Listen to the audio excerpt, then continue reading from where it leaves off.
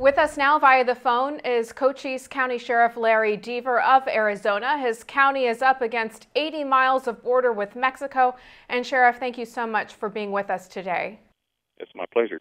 The Supreme Court struck down 3 of the 4 key provisions of Arizona's controversial immigration law. You've been one of the champions of immigration law enforcement along the southern border. What is your reaction to the court's ruling?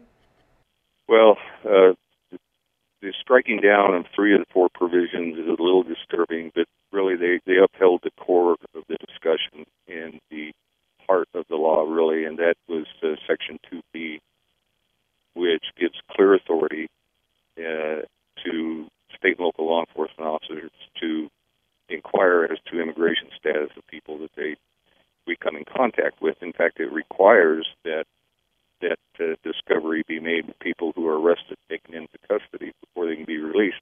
Now, that's not a deviation from current policy with anybody that we come in contact with. If we have legal authority to take some kind of law enforcement action and we can't determine who you are, what your true identity is, you're not going to be released till that happens anyway. So,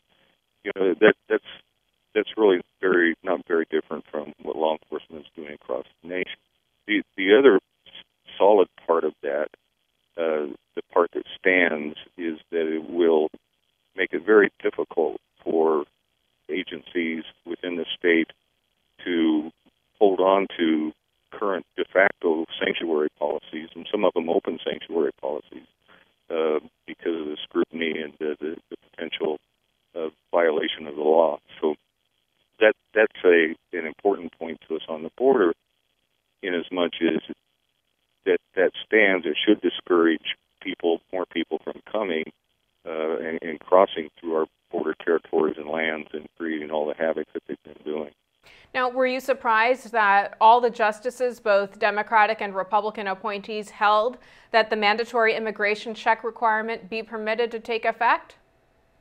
No, I'm not. I sat in the Supreme Court when oral arguments were being made, and initially it looked like there was a clear division amongst the court, but as the argument proceeded and continued, it became obvious that that wasn't the case at all, that there were some of the more quote-unquote liberal justices who, in fact, Justice Sotomayor had turned to the Solicitor General and said, if you don't get it, your argument's not selling well here today, and tried to give him something that would, and he wouldn't pick up the lifeline. So I'm not surprised at all. It just makes sense. I mean, and everybody in this industry that you talk to, not everybody, but almost everybody, says, what's the problem with, under the basic tenets of probable cause and reasonable suspicion, inquiring as to whether or not somebody's in this country legally?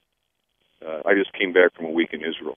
I had to have my passport presented for every single transaction, checking into a hotel, getting on and off a plane, going through customs, going into secure facilities. I had to show people, who I was, and not only who I was, because my driver's license would do that, but that I was in the country legally. What's wrong with that? Now, how do you think today's ruling will affect efforts in other states to respond to the problem of illegal undocumented workers? I think you're going to see other states jumping on board here. Alabama already has, South Carolina already has. There are other states. Utah made an attempt and it failed, but there are other states just waiting to see what the outcome of this was going to be. So I think you're going to see additional efforts in states, and that speaks to the real problem, Kathleen. We talk about the border and all these issues on the border. What happens here is they're coming through us and going everywhere else, and people in the interior of the country have awakened to the fact they have a serious problem associated with illegal immigration. It's not just a border issue and problem, it's nationwide, and they're trying to deal with it, since the federal government won't. Sheriff, Justice Anthony Kennedy said it would be wrong for the government to rule on whether Hispanics would be profiled under the immigration check requirement until it becomes clear how the law is actually being enforced.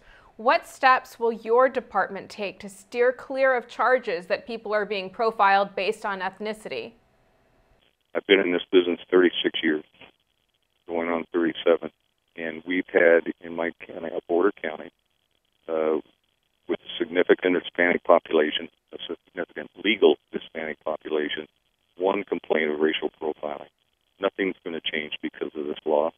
The suggestion that racial profiling is going to be, it will be an issue raised by the ACLU and a whole bunch of other folks, but that it's actually occurring and the complaints will be sustained is going to have no relationship to this law. It may be a bad act, somebody made a mistake, but I can guarantee you that the ACLU has set up hotlines already for people to call and complain, and ultimately there's going to be a case that will be brought. It'll probably show up before the Supreme Court, but Justice Alito's statement and the court's findings actually were a slapdown of the administration that tried to enjoin a law that hadn't been enforced yet, and that there was no proof and there was no substance and there was nothing to support a hypothesis that this would lead to racial profiling. Last question for you, Sheriff. What would you like to see the Obama administration do on immigration going forward in light of the Supreme Court's ruling? Well, let me tell you something that nobody's picked up on, nobody in the media that I've seen. I just had this conversation. When Obama administration made their pronouncement a week and a half, whatever it was ago, about no longer deporting a certain category of illegal aliens, they haven't been doing that anyway. It was a joke and a fraud. They simply haven't been doing it. And to say that they're going to stop doing it was nothing more than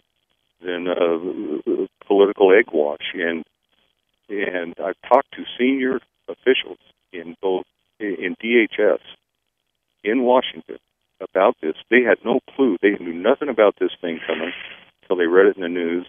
And to this day, they don't know how they're going to implement it. They don't have the capacity to determine whether or not you came here as a 3-year-old brought here by your parents or that you came yesterday. There's no way for them to figure that out. All right, Sheriff Larry Deaver of Cochise County, Arizona, thank you so much for being with us on Newsmax TV today. Good day. And thank you for watching Newsmax TV.